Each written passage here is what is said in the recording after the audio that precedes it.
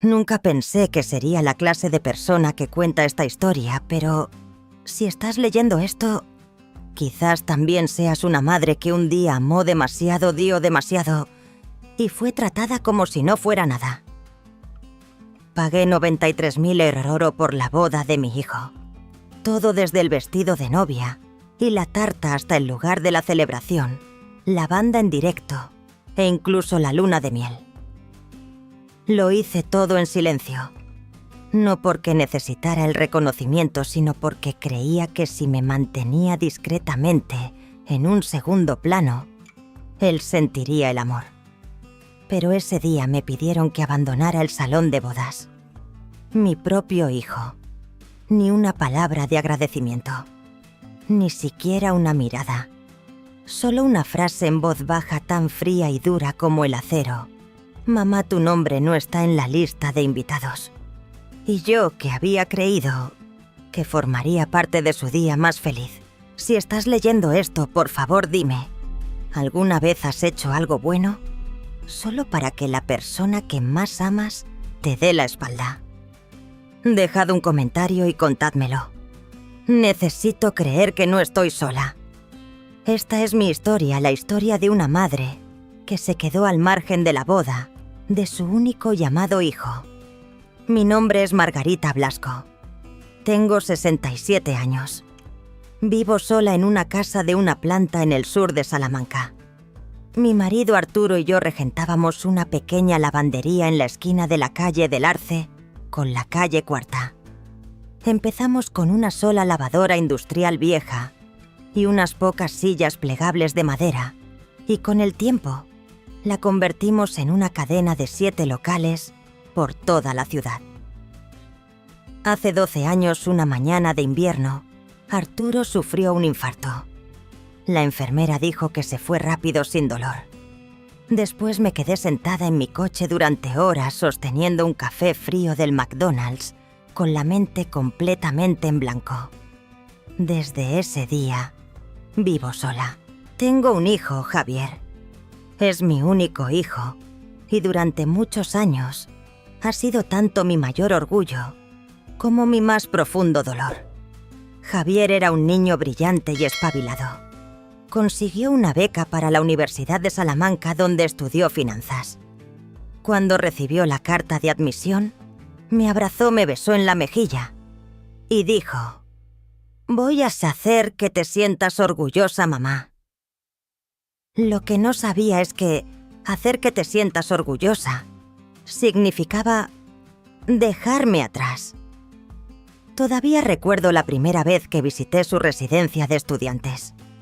Le llevé una manta que había tejido a mano con lana azul oscuro, su color favorito cuando era niño. Javier sonrió y la aceptó educadamente, pero vi un destello de algo en sus ojos. Vergüenza. Mientras me iba, le oí susurrar a su compañero de habitación: «Me la ha tejido mi madre. Es un poco de pueblo, ¿sabes?». Nunca más volví a tejer una manta. Después de graduarse, Javier consiguió un trabajo en una aseguradora y ascendió rápidamente. Empezó a vestir como si perteneciera a la gran ciudad, con el pelo siempre engominado y una postura impecable. Nuestras llamadas telefónicas se hicieron más cortas. Seguía llamándome mamá. Seguía enviando tarjetas de cumpleaños, pero siempre venían con la misma frase: «Estoy muy ocupado, mamá. Lo entiendes, ¿verdad?». Entonces, un día a principios de abril llamó: «Mamá, tengo buenas noticias. Te han vuelto a ascender. No, esta vez es una boda». Me incorporé de golpe. El corazón me martilleaba en el pecho, una mezcla de alegría y ansiedad. «¿Con quién, hijo?». «Con Paula Serrano. Te encantará. Su familia está muy bien posicionada. No te preocupes, la boda será perfecta. Su lado se está encargando de casi todo». Esa frase, «se está encargando de casi todo», sonó como un recordatorio sutil de que no debía involucrarme demasiado. Paula. El nombre parecía sacado de una revista de moda. Nunca la había conocido, solo había visto algunas fotos que Javier me envió. Pelo rubio, figura esbelta, una falda plisada que le llegaba a las rodillas. Tenía una mirada aguda del tipo que hace que las madres de clase trabajadora como yo dudemos preguntándonos si alguna vez seríamos suficientemente buenas para ellas. A pesar de mis reservas, estaba feliz por él. ¿Qué madre no quiere que su único hijo siente la cabeza? Así que decidí hacer lo único que podía ayudarle en silencio, de una manera que no pudiera rechazar. Conduje hasta las oficinas de bodas de nácar situadas en el borde de un distrito comercial de nueva construcción. La recepción olía a vainilla, el mostrador relucía y el personal me sonreía con esa sonrisa de «Se conserva usted muy bien para su edad». Una joven llamada Raquel, probablemente de 20 y tantos años, con un sencillo vestido beige y el pelo recogido en una pequeña trenza, me saludó. «Quisiera hablar con usted en privado», dije, «sobre la boda de Javier Blasco y Paula Serrano. Soy la madre del novio». Raquel me miró con los labios fruncidos, como si buscara en su memoria, y luego asintió. «Por supuesto. ¿En qué puedo ayudarla?». Saqué de mi bolso una carpeta detallada y anotada a mano, con una lista de todos los gastos que pretendía cubrir. No quería regatear. Solo quería que todo fuera perfecto para mi hijo. «Pero tengo una condición», dije mirando a Raquel a los ojos. «Mi nombre no debe ser mencionado.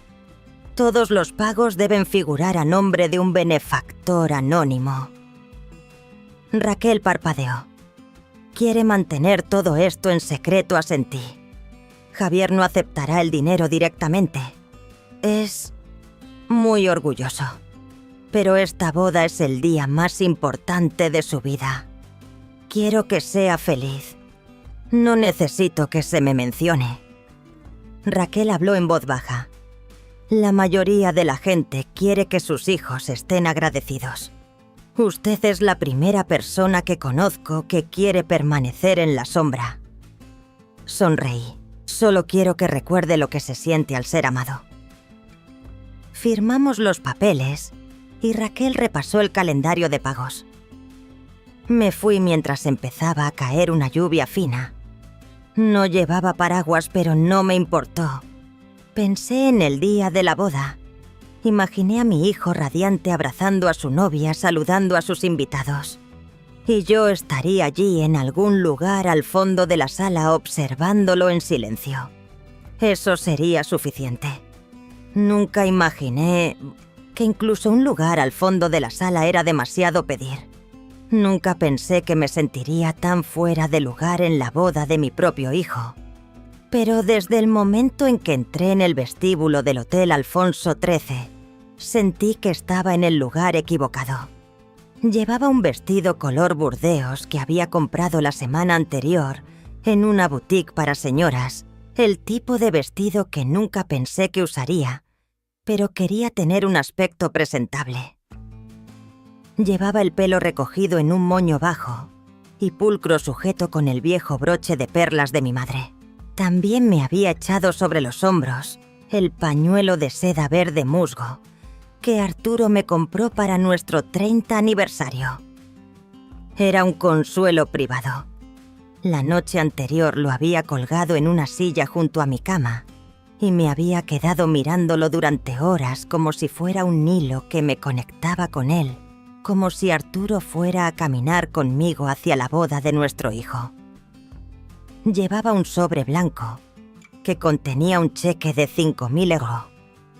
Había escrito a mano: «Para mis 2 hijos, Margarita». Sabía que mi hijo no necesitaba el dinero. Paula seguramente tenía mucho más, pero quería contribuir con una pequeña parte a su luna de miel. No por aparentar, sino porque todavía quería ser parte de su vida, aunque solo fuera como un fondo silencioso y borroso. Llegué 30 minutos antes pensando que podría evitar las multitudes y el ruido. Pero en cuanto crucé las grandes puertas de cristal del vestíbulo del hotel, supe que no pertenecía a ese lugar. Mujeres con vestidos ajustados y tacones altos con el pelo peinado en brillantes rizos. Hombres con trajes negros llevando relojes tan pesados que sus muñecas parecían soportar un peso extra. Algunas personas me miraron sus ojos escaneándome como si intentaran adivinar: «Es de la familia de la novia». Dudo que nadie allí me recordara limpiando la lavandería cuando Javier estaba en cuarto de primaria, porque no podíamos permitirnos un conserje. Nadie sabía que había dormido en un banco de madera durante noches enteras, porque una máquina se estropeó en pleno invierno y no podía soportar irme a casa hasta que estuviera arreglada. Y no creo que nadie aquí quisiera saberlo. Me acerqué al mostrador de recepción. Una joven con una placa que decía «Clara» me dedicó una sonrisa ensayada de atención al cliente. «El nombre para la celebración, señora, yo soy la madre del novio, Margarita Blasco». Clara tecleó algo en su ordenador y luego ladeó la cabeza.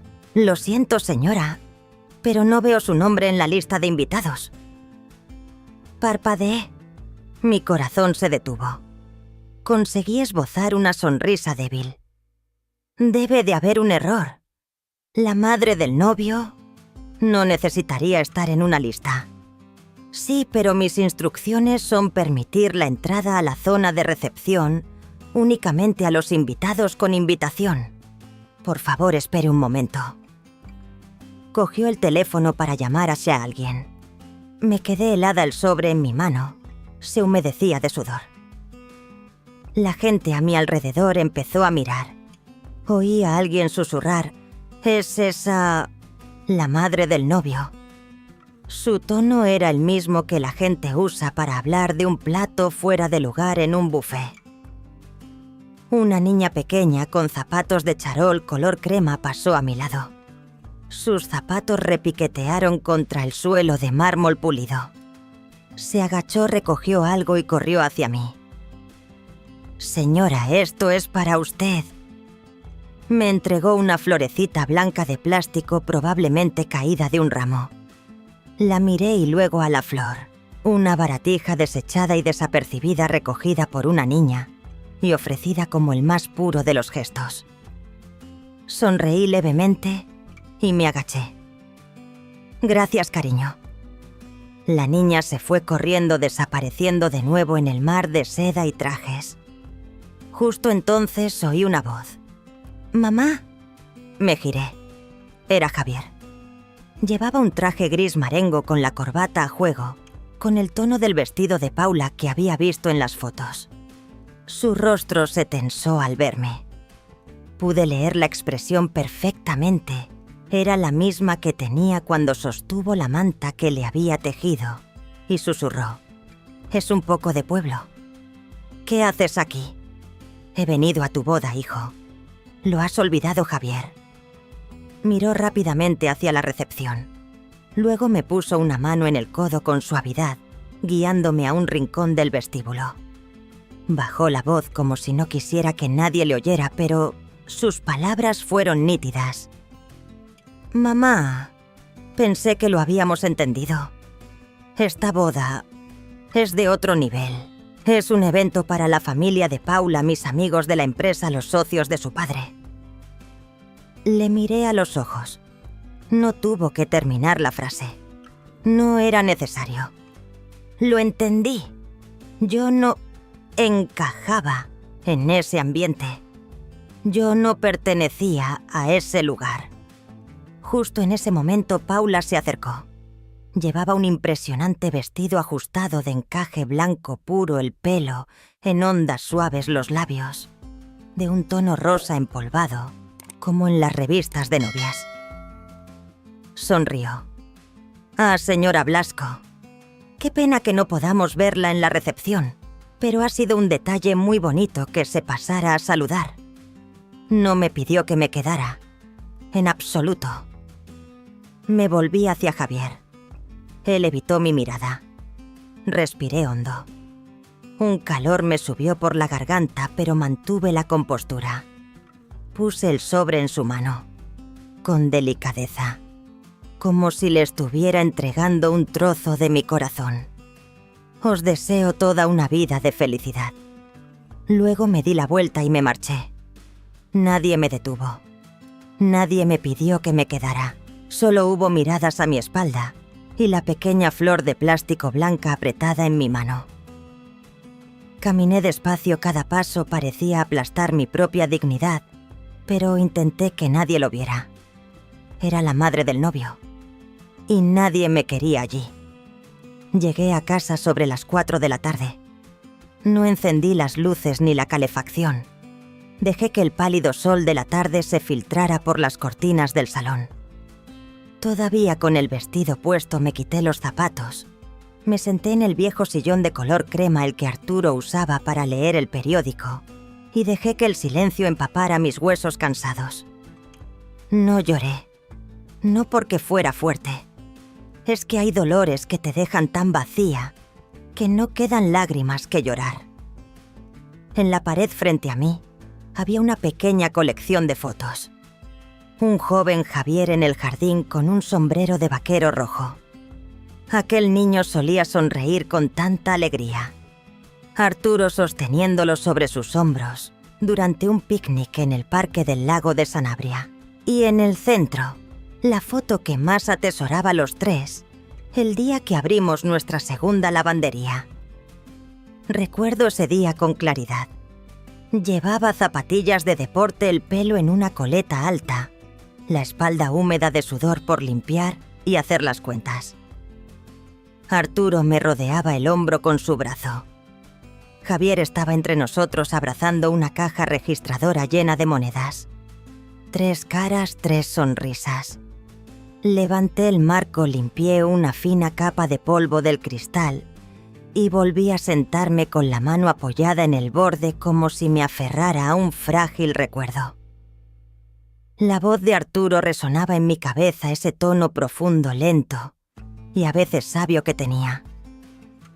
No podemos hacer de Javier un niño de sangre azul, Marga dijo una vez, pero podemos criarlo para que sea un buen hombre. Acababa de reparar un tubo de escape detrás de una secadora industrial con la cara manchada de grasa. Yo me había estado quejando de que en el colegio se burlaban de Javier por no tener ropa de marca. Dijo eso, me dio un vaso de agua y se sentó a mi lado, apoyado en la pared. Yo le había creído. Creía Arturo. Creí en la bondad. Creí que el amor de una madre podía salvar a un hijo de la inseguridad de perder el rumbo. Pero parecía que me había equivocado. Dejé la foto, me levanté y llené la tetera. Mientras esperaba a que hirviera, abrí un cajón de la cocina y saqué el resumen de pagos de bodas de Nácar. Estaba todo allí: el hotel, el catering, el fotógrafo, el florista, la banda. Total, 93.000 €. Cogí el teléfono y marqué el número de mi banca privada. Mi gestor de cuentas era un hombre llamado señor Morales, un caballero mayor cuya voz siempre sonaba como si estuviera leyendo la letra pequeña de un contrato. Señora Blasco, buenas tardes. ¿En qué puedo ayudarla? Necesito cancelar todos los pagos relacionados con el evento de hoy. Todos los cargos codificados desde B. Nácar hasta H. Alfonso Crece. Hubo un momento de silencio al otro lado. ¿Puedo preguntar el motivo, señora? El motivo, dije en voz baja sin rastro de amargura, es que la persona que paga las facturas ha sido expulsada de la boda de su propio hijo. Se aclaró la garganta, siempre profesional. Entiendo. Comenzaré el proceso de inmediato.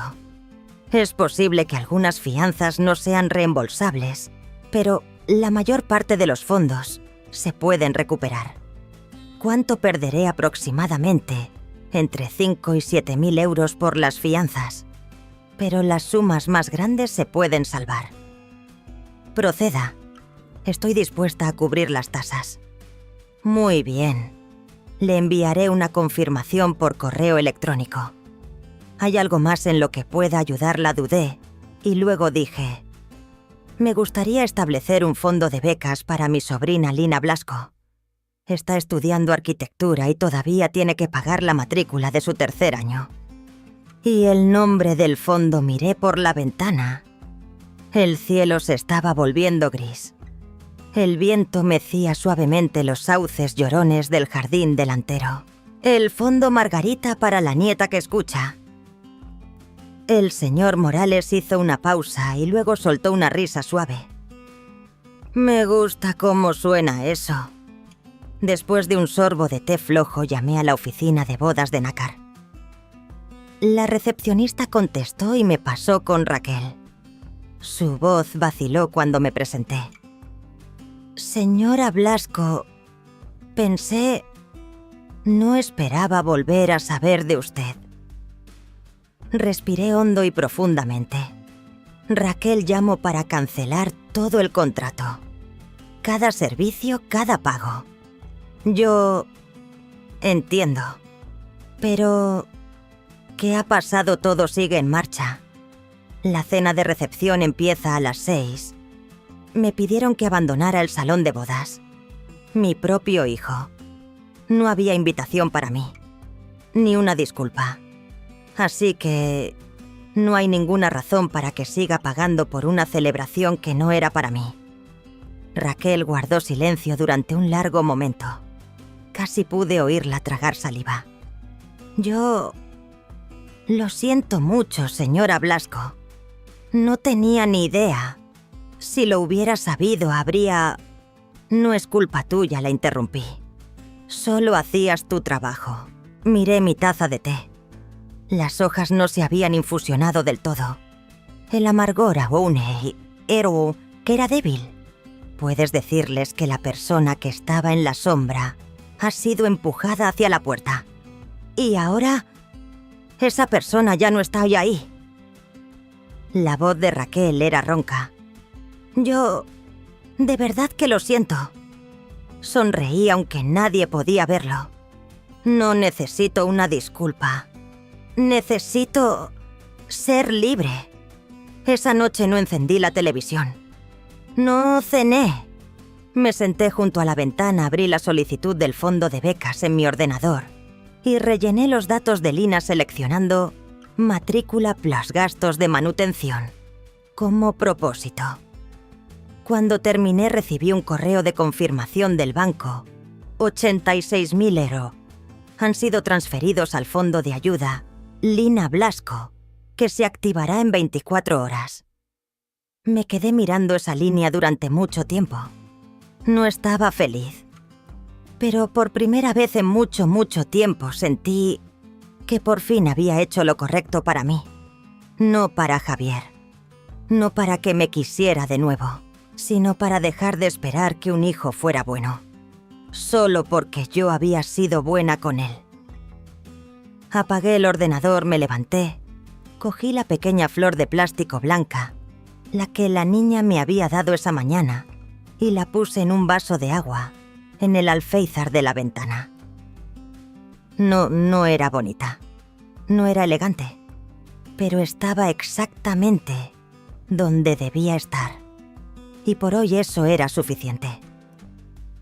Todavía recuerdo el reloj de la cocina marcando las 6:00 p.m. El segundero barría firmemente la esfera blanca. Mi té estaba frío. No lo bebí. No encendí las luces. Afuera el sol poniente proyectaba largas sombras sobre la vieja mesa de madera. En mi mente, aunque intentaba no hacerlo, una imagen de la recepción de la boda comenzaba a formarse.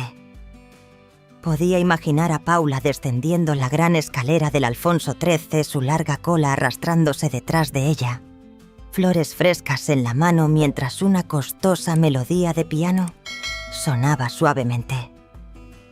Todo era como una película, excepto por una cosa que convertía toda la película en una mentira a la madre que había financiado toda la producción. Se le había negado la entrada. Y entonces, menos de 40 minutos después, mi teléfono vibró. Era Lina, contesté. Su voz se ahogaba por el ruido de fondo y casi no la reconocí en medio del caos. Abuela, no sé cómo decir esto. Todo se está desmoronando.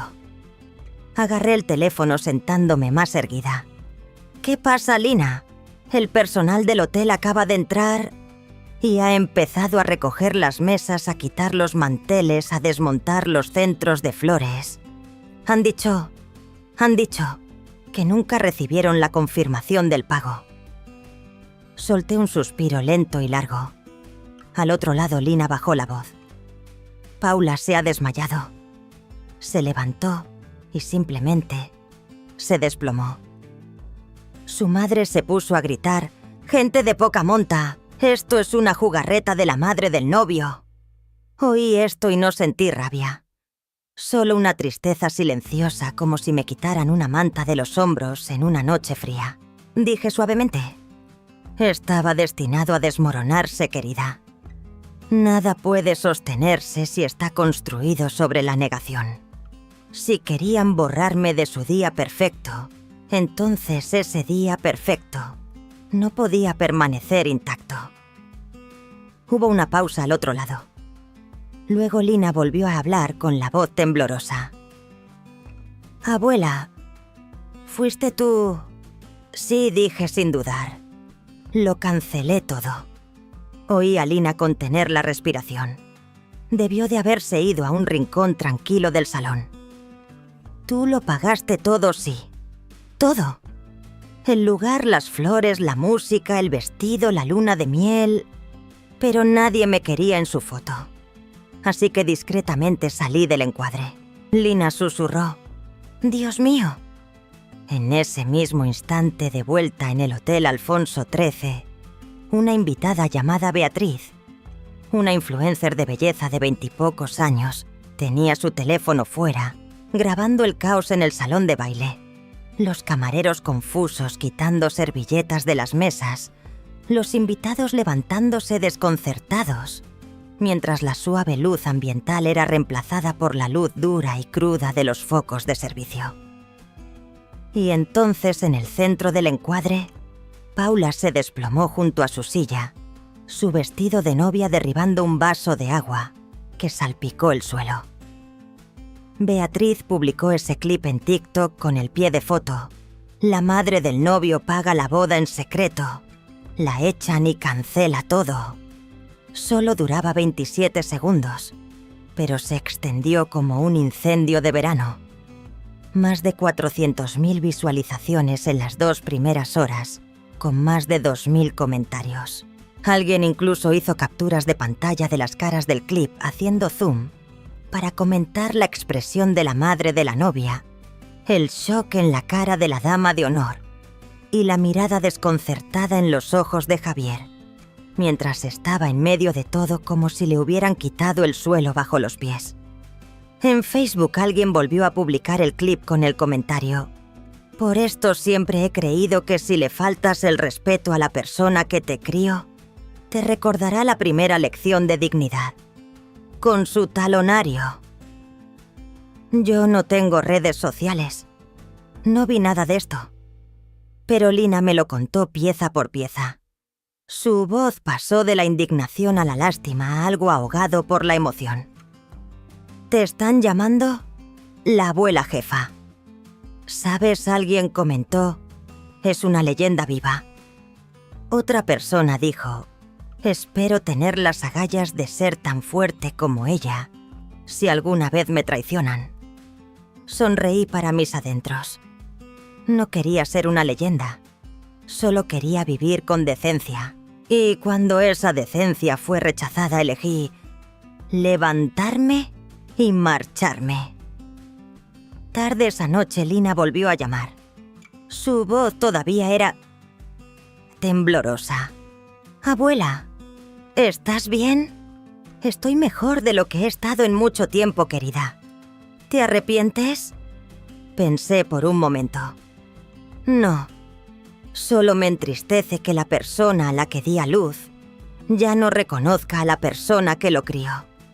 Al otro lado de la línea oí a Lina sorber por la nariz y luego terminó la llamada con la promesa de volver a llamar más tarde. Era joven, pero lo entendía. Era el trozo de decencia que me quedaba en un día en que pensé que no tenía nada. Apagué las luces y miré la flor de plástico en el alféizar de la ventana, la misma que la niña me había dado. Afuera las luces de la ciudad aún brillaban, pero sabía que en algún lugar una boda se estaba oscureciendo. Y aquí dentro, una madre había salido de la sombra del perdón incondicional y había elegido la libertad. A la mañana siguiente, me desperté más temprano de lo habitual, sin despertador, sin un sol brillante. Simplemente no podía dormir. Mi mente corría a toda velocidad, aunque mi cuerpo estaba agotado. Preparé una cafetera de café fuerte y la puse sobre la mesa de madera junto a la ventana. No encendí la tele. No miré el móvil. Solo estaba el tic-tac del reloj de pared y el olor a café caliente, mezclándose con la pálida luz de la mañana. Me quedé así sentada durante mucho tiempo, hasta que Lina llamó. «Abuela, tienes que mirar tu móvil», dijo con voz urgente. «Todo el mundo está hablando de ti». Cogí el teléfono y abrí primero la aplicación de correo electrónico, como era mi costumbre. Había más de 60 correos sin leer, pero un asunto me hizo detenerme. «Lo siento muchísimo. Raquel Bodas de Nácar». Lo abrí. El mensaje era breve, pero fue suficiente para dejarme helada, señora Blasco. Después de lo que pasó anoche, no puedo seguir representando su proyecto de boda. La forma en que la trataron fue inaceptable. He dimitido esta mañana. Solo quería que supiera que no todo el mundo se queda callado. A mis ojos usted fue la que actuó con más clase que nadie en esa sala. Dejé el teléfono, mi mano apretando la taza de café. No era exactamente alegría lo que sentía, pero algo en mi corazón se sentía más ligero. Como si una extraña hubiera dicho por mí una verdad que mi propia familia no se atrevía a decir. Poco después, Lina me envió un enlace. Era otra publicación de TikTok, pero esta vez no era de Beatriz, la influencer rubia. Era de una cuenta anónima, Camarero de Turno. El clip era corto, pero su contenido fue lo que hizo estallar Internet. Fui camarero en la boda del Hotel Alfonso XIII anoche. Fui yo quien recibió personalmente la confirmación final del servicio por parte de la organizadora, y el plan de pagos indicaba claramente al benefactor, Margarita Blasco. No la familia de la novia, no la novia, la madre del novio. Llegó temprano. Se sentó en un rincón del vestíbulo, no habló con nadie, solo sostenía un sobre. Cuando le pidieron que se fuera, solo sonrió levemente. Sin escenas, sin protestas. Pero lo vi, tenía los ojos rojos. Al levantarse se tocó el pañuelo verde del cuello. Nadie la detuvo. Nadie la acompañó a la salida. Nunca he visto a nadie abandonar la boda de su propio hijo de forma tan silenciosa. Pero sé algo más. 2 semanas antes de la boda, mi jefe llamó para confirmar los detalles del pago. Marqué accidentalmente el número de la novia Paula. Me dijo claramente: «Sé que la madre del novio paga. Manténlo en secreto. No pongas nombres. No hace falta que el novio se entere». No me atreví a decir nada esa noche, pero cuando vi que la echaban supe que no podía quedarme callado. Internet estalló. La novia lo sabía y aún así dejó que echaran a su suegra. Pensaba que el novio era el villano principal. Ahora lo entiendo. Se lo merecían los dos. Esta es la venganza más espectacular que he visto nunca. La parte más desgarradora: no solo la traicionó su hijo, su futura nuera lo sabía y se quedó callada. Debajo de la publicación, el usuario adjuntó una foto del plan de pagos junto con un PDF de la factura de bodas de nácar. Mi firma estaba en ella, junto con la nota «Benefactor anónimo», a petición de M. Blasco. No sé qué causó la explosión mayor, el hecho de que la madre del novio pagara todo o el hecho de que fuera expulsada por su propio hijo. Los comentarios llovieron. ¿Qué clase de persona es esta novia? Pero son humanos. Por esto nunca me casaría con gente de dinero falso. La única persona genuina es tratada como basura. Sierra Margarita no está sola. Ha desenmascarado a toda una sala de hipócritas. Alguien creó una página de fans en Facebook llamada Equipo Abuela Margarita, donde la gente compartía sus propias historias familiares, momentos en que fueron rechazados por sus seres queridos y recuerdos de madres que se sacrificaron en silencio, sin ser nunca reconocidas. Un breve clip mío saliendo del hotel, probablemente de una cámara de seguridad, también comenzó a circular. Aunque el ángulo era distante y borroso, mucha gente me reconoció caminando lentamente, agarrando un sobre blanco con un vestido sencillo y un pañuelo de seda cuidadosamente anudado. Leí un comentario que me hizo detenerme. A veces el silencio es la venganza más profunda. No respondí a los mensajes de Javier. Había al menos 3 llamadas perdidas de su número. Sin buzón de voz, sin mensajes de texto. Pero sabía que él lo sabía. Y ahora se debatía en el caos de una vida que creía haber guionizado a la perfección. Lina me dijo: Paula ha bloqueado todas sus redes sociales y a Javier lo están etiquetando en comentarios llamándolo el hijo ingrato del año. No me sentí feliz al oír eso, pero tampoco me sentí culpable. Yo no creé esa turba. Lo hizo Javier cuando decidió borrar el nombre de su madre de la lista de invitados, pero aún así, firmar facturas que llevaban su nombre. Esa tarde, mientras regaba mis crisantemos en el patio trasero, vi mi teléfono vibrar en el alféizar. Un nuevo mensaje de un número desconocido. Fui el camarero de anoche. Gracias por su silenciosa dignidad. Solo hice lo que sentí que era correcto. Espero que encuentre la paz. Me quedé quieta un momento y luego respondí: Gracias. No necesitaba que me defendieran, pero aprecio su honestidad. Esa noche no pude dormir temprano. Caminé por la casa mirando las fotos antiguas. Arturo de pie frente a la lavandería radiante. Javier con 4 años y un disfraz de superhéroe abrazándome el cuello con fuerza. Y yo sentada en un banco de madera con un libro de contabilidad en el regazo y el pelo revuelto. Toqué cada marco. Las personas en ellos ya no eran las mismas, pero conservé las fotos. No por nostalgia, sino porque no podía olvidar quién fui una vez y a quién había amado una vez tan profundamente. No entré en internet esa noche. No necesitaba más elogios, más comentarios. Solo estaba segura de una cosa: la verdad, sin importar lo tarde que llegue, es lo único que puede mantenerte en pie. Y esta vez había llegado justo a tiempo. Estaba ordenando unos papeles para el fondo de becas de Lina cuando un golpeteo frenético resonó en la puerta principal. No era una llamada educada. Era un puño golpeando con rabia e impaciencia. Miré el reloj de la pared. Las 7:00 am. Sabía quién era.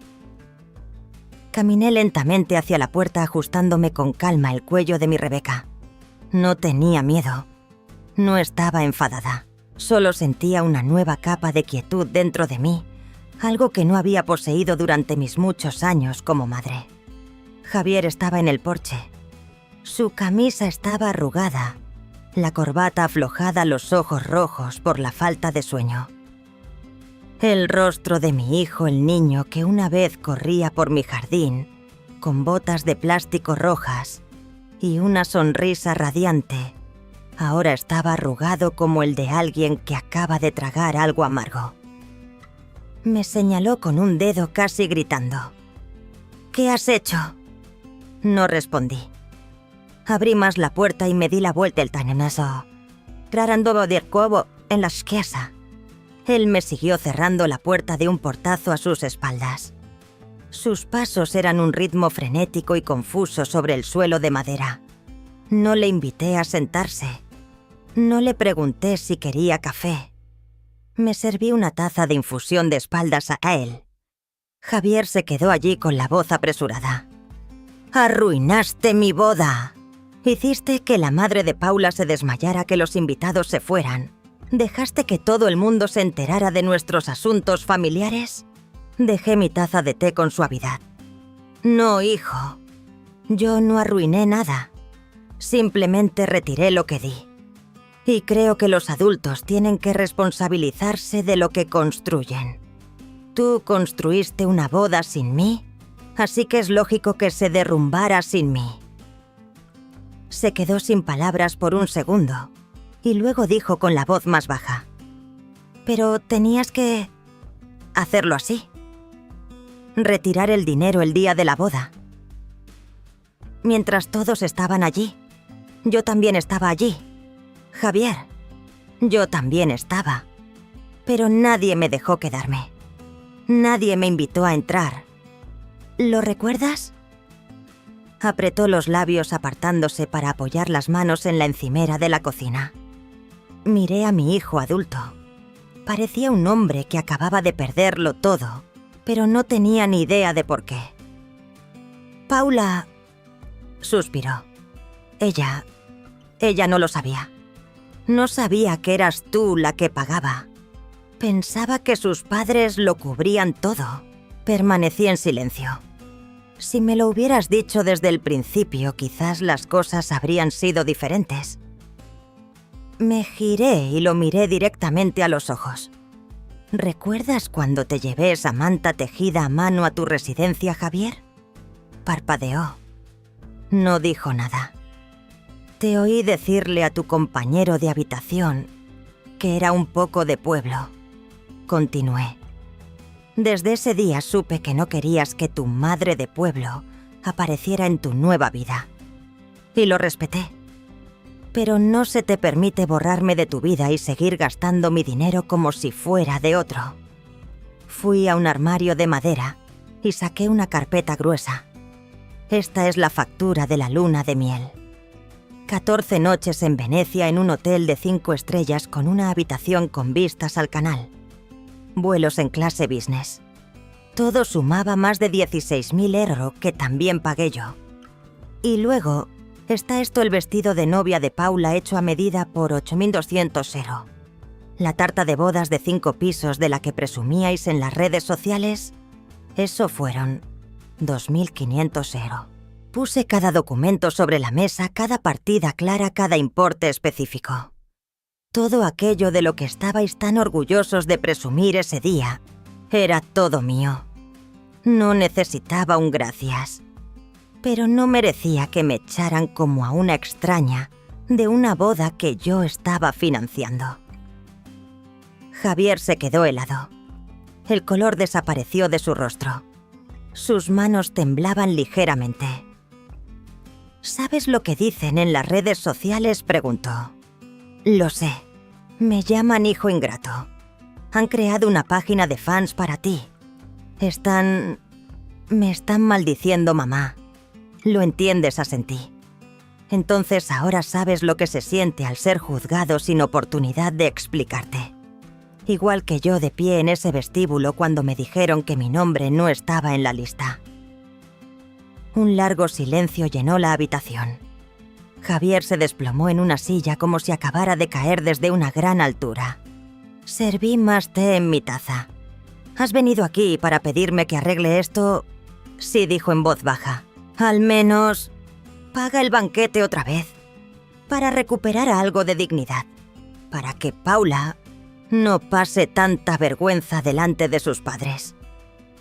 Miré a mi hijo. Vi al niño en él perdido, asustado e intentando aferrarse a lo mismo que había rechazado. No hablé de inmediato. Tomé un sorbo lento de té. Luego negué con la cabeza. No puedo devolver algo que quité por una falta de respeto. No estoy enfadada, pero no voy a dar marcha por atrás. Me levanté, recogí los papeles de la mesa y los archivé ordenadamente en el armario. No quiero que pagues por un error el resto de tu vida, pero no puedo dejar que vivas sin consecuencias.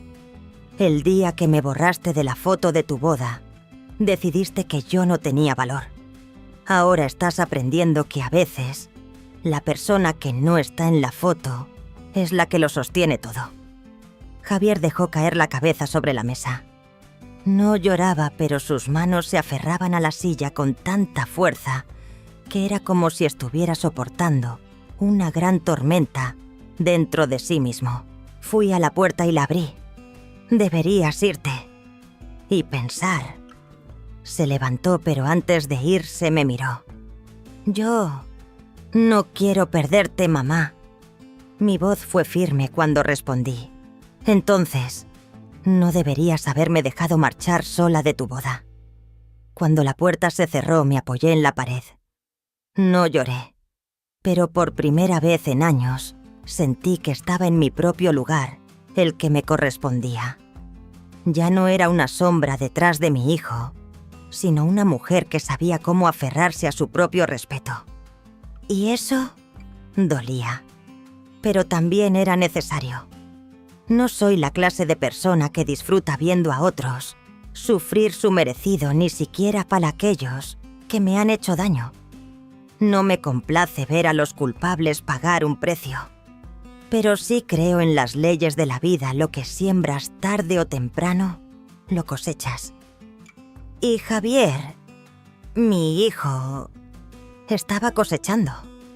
2 semanas después de que apareciera en mi casa, todo empezó a desmoronarse de esa manera silenciosa, fría y metódica en que lo hacen las cosas. Meses, me enteré por Lina de que Paula había vuelto a casa de sus padres en Santander, llevándose sus cosas solo 2 días después de que los tabloides empezaran a publicar historias sobre la novia que se desmayó en su boda millonaria cancelada. Lina me envió un enlace a un artículo online con un titular rojo chillón: cuando la madre del novio paga las facturas y le prohíben la entrada a la boda. El subtítulo decía: una unión fastuosa se derrumba ante los ojos de los invitados cuando se le retira su base moral. No leí el artículo completo. No lo necesitaba. Lo había vivido. No pregunté por Javier, pero las noticias me llegaron como siempre ocurre en una ciudad de este tamaño tarde o temprano. Javier fue trasladado de la oficina principal en el centro de Salamanca. No despedido, simplemente movido a una pequeña sucursal en un pueblo cerca de la frontera con Portugal. Oí que su sueldo se redujo a la mitad. Su autoridad para aprobar siniestros fue revocada. No más despacho privado. No más clientes de alto perfil. Mi vecino de enfrente, el señor Sánchez, que solía preguntarme: «Javier sigue triunfando en esa empresa, ¿verdad?», ahora solo me saludaba con un leve asentimiento cuando nos cruzábamos en nuestros jardines y luego desviaba la mirada. Lo entendí. La gente se sentía incómoda. O quizás se sentían avergonzados por mí. Las mismas personas que una vez elogiaron al chico de Margarita tan exitoso ascendió tan rápido, ya no mencionaban su nombre. Era como si una vez que su halo dorado se desvaneció, ya no necesitaran su luz. Una tarde estaba revisando mi correo electrónico y vi un nuevo mensaje. De Javier Blasco. Asunto: mamá. Lo abrí. Mamá, sé que me equivoqué. Yo la cagué. Lo arruiné todo. Paula se fue. La empresa me ha degradado. Dicen que ya no confían en mí. Todo el mundo dice que soy un hijo terrible. Pero yo solo quería hacer lo correcto. No pensé que acabaría así. Mamá, te necesito. Lo siento. Si no me contestas, lo entiendo. Pero... lo siento. Yo solo espero que sepas que ahora lo veo. Lo veo todo. La última línea era solo una palabra hijo. El correo estaba lleno de faltas de ortografía. Probablemente lo escribió en su móvil o en un momento de pánico. No lo sabía. Pero lo que me hizo detenerme más tiempo fue cómo usó la palabra mamá por primera vez sin mayúsculas, sin esa distancia formal. Era suave. Era real. Como cuando era un niño pequeño. Leí ese correo 5 veces. Luego apagué el ordenador. No respondí. No porque quisiera castigarlo, sino porque algunas disculpas, si solo llegan después de haberlo perdido, todo ya no son disculpas. Son súplicas por un salvavidas. Y yo me negué a que me quisieran como a un salvavidas. 3 días después, Lina llamó. Su voz era débil. Sabía que no quería decírmelo, pero lo hizo de todos modos. Abuela estaba pasando en coche por la antigua oficina de papá y lo vi sentado en su coche. Solo. El motor estaba apagado, la ventanilla entreabierta. Estaba fumando. Me quedé allí casi 5 minutos. No me vio. Solo miraba fijamente el lago, sin parpadear. Parecía perdido. Guardé silencio por un largo momento. ¿Hablaste con él?, pregunté. No, yo no sabía por dónde empezar. Y sinceramente todavía estoy enfadada. Enfada de que te dejara marchar así. Enfada de que no madure. Pero al verlo así, también sentí pena por él. Suspiré. Mi corazón se sintió como si lo hubieran estrujado y luego soltado un dolor suave y punzante. Todo el mundo necesita tocar fondo, Lina. Algunas personas necesitan una caída. Algunas personas necesitan una herida. Si tu padre está tocando el suyo, entonces quizás sea necesario. ¿Crees que de verdad lo siente? No lo sé, dije lentamente.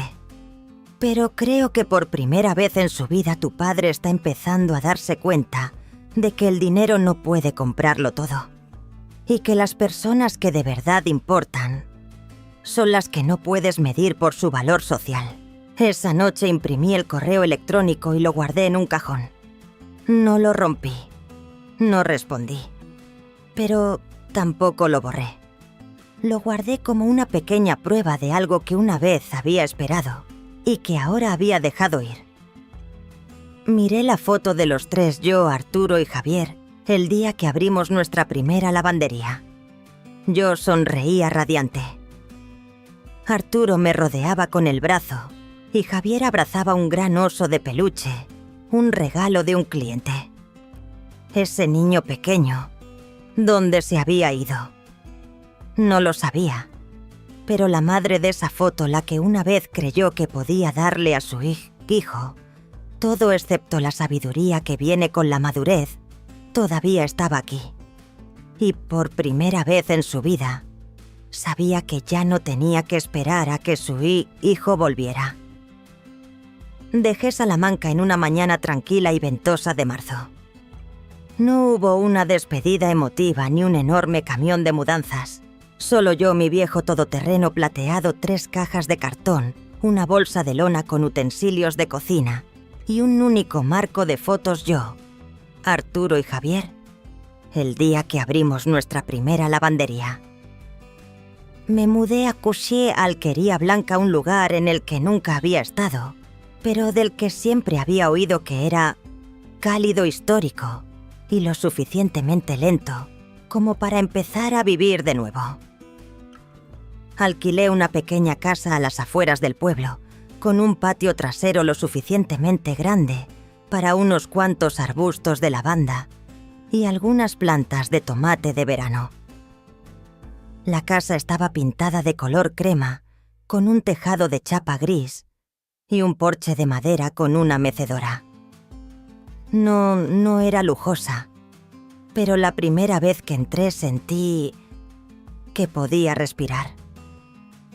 Los primeros días no hice mucho más que pasear por el barrio, tomando nota del supermercado local, la farmacia y la librería de segunda mano.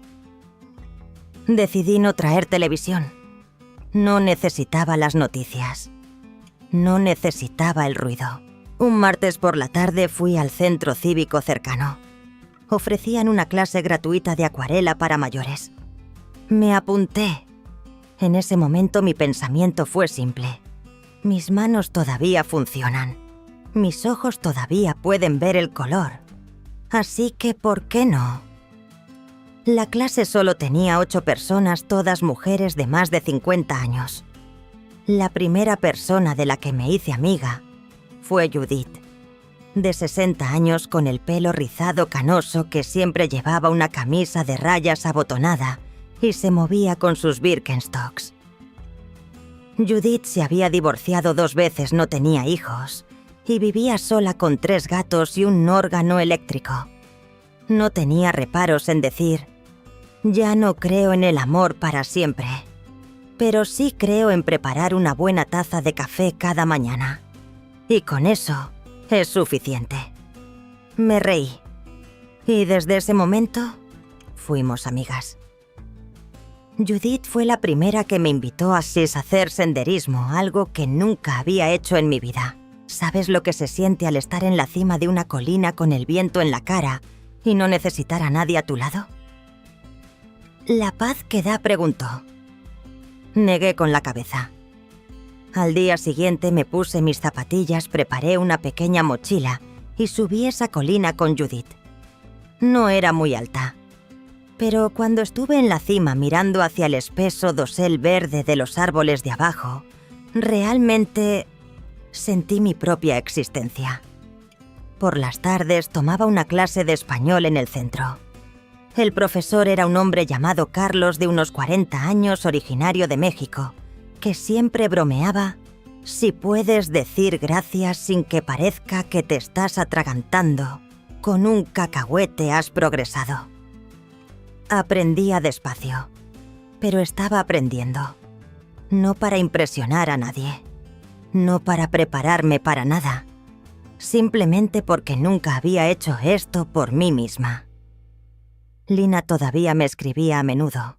Monsieur me enviaba fotos de sus trabajos de arquitectura, diseños de casas modernas, a veces con pequeñas figuras de palitos sonriendo, ocasionalmente con una nota escrita a mano en tinta azul. Quiero diseñar una casa con un porche como el tuyo, abuela. Guardé cada foto en una carpeta especial en mi ordenador. La llamé El futuro de Lina. Cada mañana me despertaba temprano, preparaba una infusión, escribía en un diario.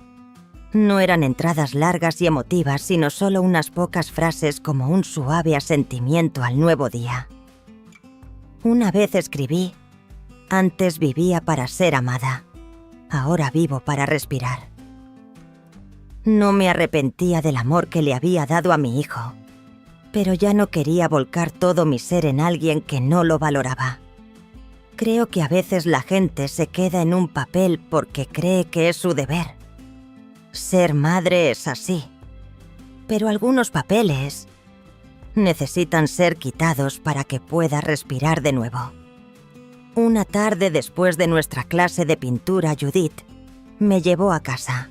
De camino dijo: «Sabes, Margarita, no sé quién eras antes, pero la mujer que veo ahora es una mujer que parece estar empezando a gustarse a sí misma».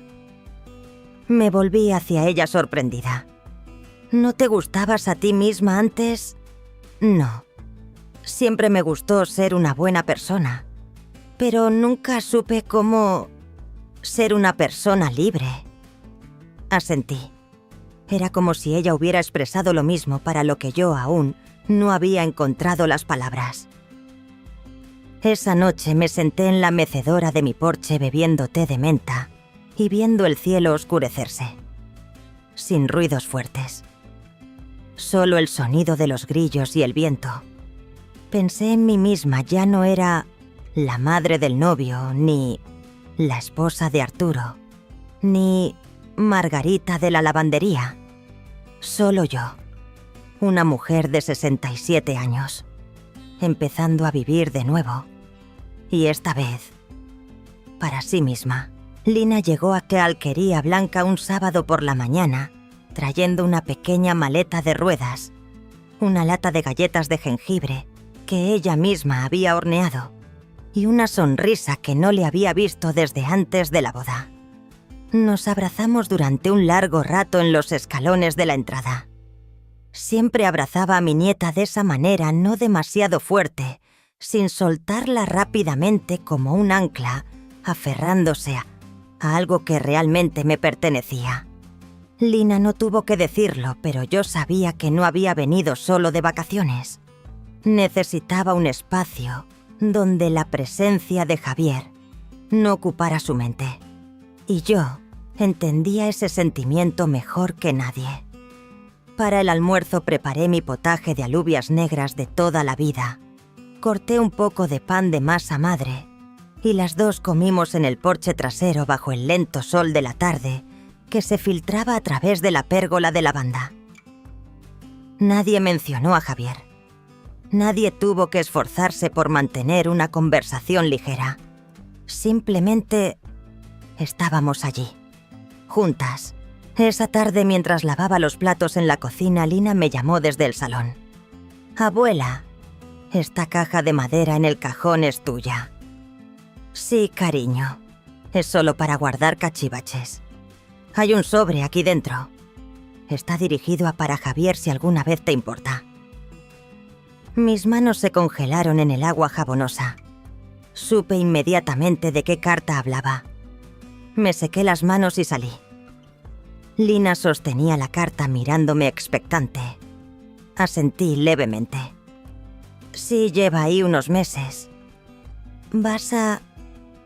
Enviarla. Saqué una silla y me senté soltando un largo suspiro. No me sentía triste ni aliviada. Solo una emoción que existía en el medio, entre lo que fue y lo que ya no es. Hubo un tiempo en que pensaba en enviarla todos los días. Cada vez que abría mi correo, cada vez que sacaba un sello, cada noche la reescribía en mi cabeza. Pero luego la puse en esa caja. Y día a día, dejé de pensar en enviarla.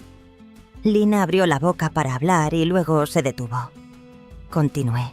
Algunas cosas, si realmente necesitan ser sabidas, una persona las descubrirá por sí misma.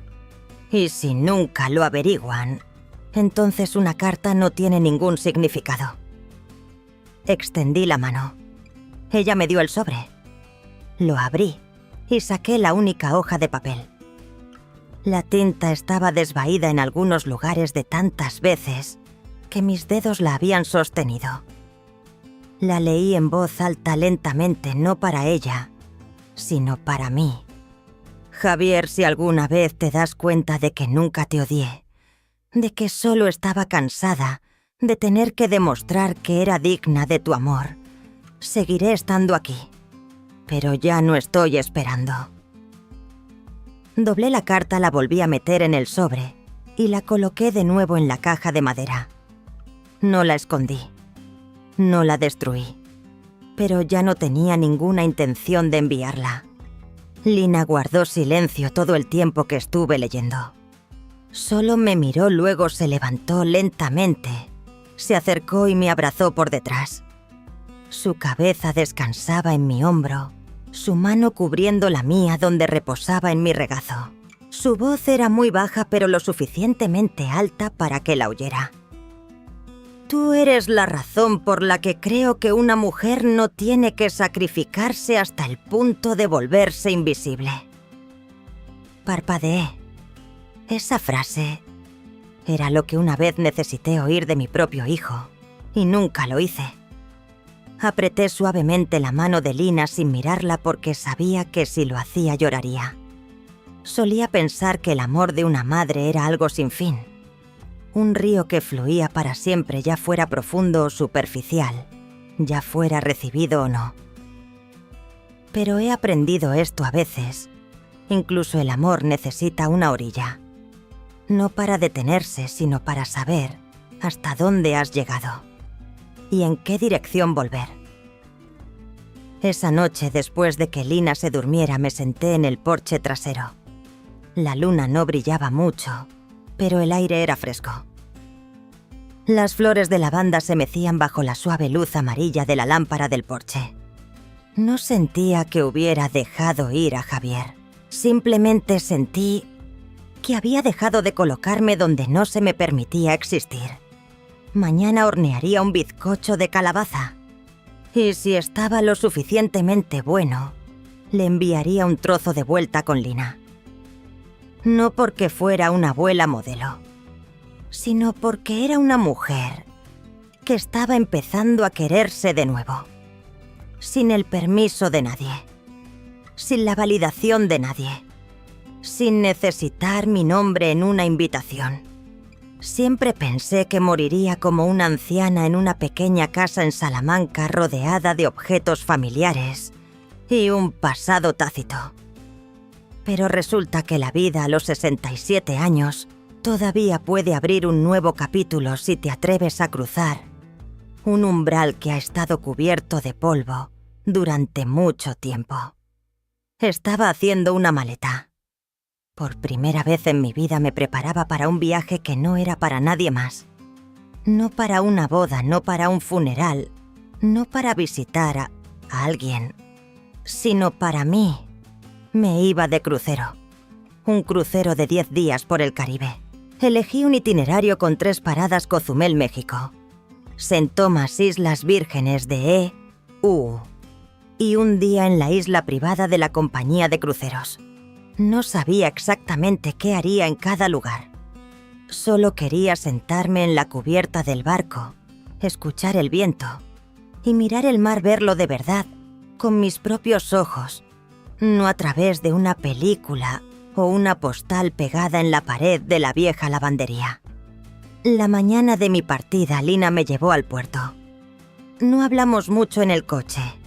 Solo había música suave de una emisora de radio local y el suave golpeteo de mi maleta rodando en el maletero con cada giro.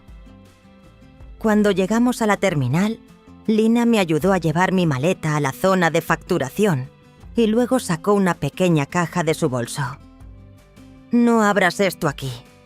Esperas a estar en el barco». Asentí y sonreí. Me abrazó una última vez y susurró: «Tienes que divertirte, abuela. No tienes que hacer nada especial. Solo siéntete cómoda». Me di la vuelta antes de que pudiera ver las lágrimas asomando a mis ojos.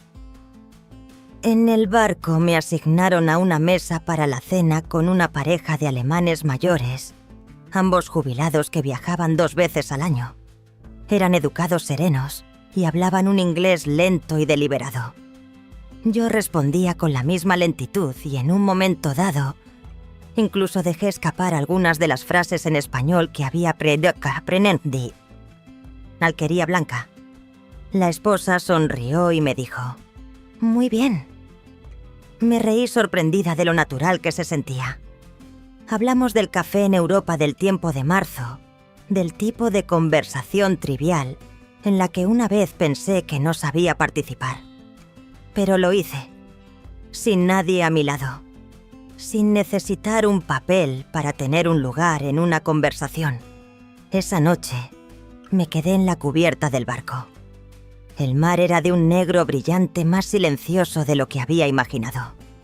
El viento no era frío, sino suave y liso. Me paré junto a la barandilla y metí la mano en el bolsillo de mi abrigo. Dentro estaba el regalo de Lina. Un pequeño llavero de madera grabado con letras diminutas. Mi historia importa. Me quedé quieta un momento, trazando cada letra con la yema del dedo, como si estuviera trazando mis propias venas. Luego saqué un pequeño trozo de papel, una vieja fotografía. Era la foto de la boda de Javier, una copia de su segunda y más pequeña ceremonia, que fue sencilla y sin invitados. Javier no me había invitado. Yo no había preguntado. Pero la foto aún así llegó a mí por correo sin nada más que una dirección en el sobre. La miré por última vez. Estaban de pie frente a un pequeño restaurante, vestidos de forma sencilla, con sonrisas forzadas, no como debería parecer, una pareja de recién casados.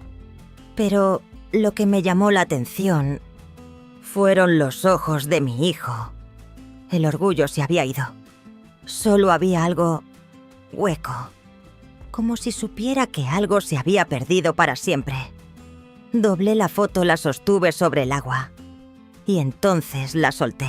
La imagen se alejó revoloteando lentamente como un pájaro sin destino. El viento la llevó lejos hacia donde el cielo se encuentra, con el mar donde nadie pregunta ¿quién pagó esa fiesta?, donde no hay madre del novio, ni vergüenza, ni sacrificio no apreciado. Solo estaba yo y el océano abierto. Apoyé las manos en la barandilla. Me quedé allí mucho tiempo, sin pensar mucho, solo sintiendo un cierto vacío en mi corazón llenarse con el viento. No estoy escribiendo el final de la historia de mi vida con un gran colofón. No me convertí en un símbolo ni necesito ser recordada como una madre buena que una vez fue herida. Solo soy una mujer corriente, que ha aprendido que a veces tienes que marcharte de una boda que no era para ti, no por venganza, sino para encontrar la boda contigo misma. Si todavía estás aquí leyendo estas últimas palabras, quiero decirte algo que me llevó casi 70 años entender. Nadie te debe amor, simplemente porque te hayas sacrificado. Solía pensar que ser madre significaba soportar por naturaleza, dar un paso atrás por naturaleza, estar lista para dar incondicionalmente por naturaleza. No digo que eso esté mal. El amor incondicional, especialmente el de una madre, es algo milagroso. Pero si das y das sin ser vista, sin ser respetada, sin ser una persona completa a los ojos de quien amas, entonces no estás amando. Te estás borrando a ti misma. Fui madre, esposa, mujer de familia, y no me arrepiento de ello. Pero mi mayor arrepentimiento es que esperé demasiado tiempo para convertirme en yo. Esperé a que Javier creciera antes de atreverme a vivir. Esperé a que mi hijo tuviera éxito antes de pensar en descansar. Esperé a que me diera las gracias antes de sentir que tenía valor. Pero al final me di cuenta, nadie puede devolverte los años que perdiste en silencio. Si estás leyendo esto y eres una mujer de 50, 60 años, o incluso jubilada, quiero que sepas, todavía puedes empezar. Empezar a aprender algo nuevo. Empezar a cortar una relación que te trae dolor. Empezar a perdonarte a ti misma. Y empezar a vivir, no en el papel de otra persona, sino en tu propia forma verdadera. Me llevó toda una vida que se me permitiera salir del marco de la madre perfecta. ¿Y sabéis qué? Cuando salí no me sentí perdida. Me sentí ligera. Sentí el viento. Sentí el sol. Me sentí a mí misma. No necesitamos convertirnos en un icono. Solo necesitamos volver a ser nosotras mismas con todas nuestras cicatrices, nuestros sueños inacabados y la ternura que una vez se dio por sentada. Mi historia importa. Lina grabó esas palabras en el llavero que me dio. Y quiero que recordéis esa frase como lo más simple, pero más importante. Tu historia también importa. Has vivido lo suficiente para saber que este mundo puede ser injusto. Pero también eres lo suficientemente fuerte para saber que tu valor no se encuentra en cómo te tratan los demás, sino en cómo eliges seguir adelante. Si llevas una soledad en tu corazón, una herida que no has sanado, o una historia como la mía, por favor, deja unas líneas abajo. Puede que no conozca tu cara, pero las leeré. Quién sabe, quizás tengamos más en común de lo que pensamos. Y si conoces a alguien que necesite oír esto, por favor compártelo. Porque a veces, todo lo que una mujer necesita es que otra mujer le diga, «Te entiendo». Y yo de verdad lo entiendo.